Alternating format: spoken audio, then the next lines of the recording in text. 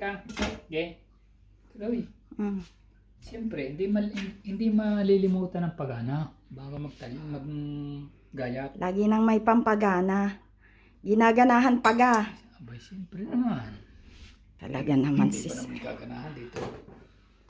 Pag-ana ito. Next. Ayan. Ito, hindi pa pwedeng pulutan. Ilaw pa eh. Guys, tingnan nyo, guarda. Ulo ng salmon. Sarap nitong sinaing na may taba. Tapos may sabaw, igagata. Wow! Kaya patis pa lang. Ulam na. Kay. Dali, gagayatin ko. Anong gagayatin?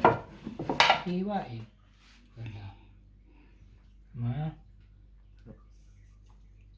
Ang iba prito, ang iba freezer, Isisigang. isisigang, prito. Ganda naman ang kutsilyo mo, sir. Tingin nga. Flex mo nga. Oo nga. Ito, Wow! parang kay Rambo. Ito yung na souvenir ko nung tayo magpunta ng San Marino. Sa Yes. binili ko. Okay. 20 euro. Kung dito Okay. yung bibili, mga nasa 50, 40 yan. Oh. Bye. Dulas nga ako ano. Doming salmon. Pang-saing, pang-fried, pang-sinigang. I-freezer na yan. O, diba? Mura na sa 27.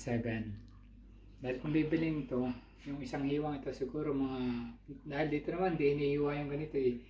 Inalis yung biyak sila yung ganon. Hindi, meron din ganyan. 6 euro isang hiwa. Okay, guys. Bye! Okay, thank you.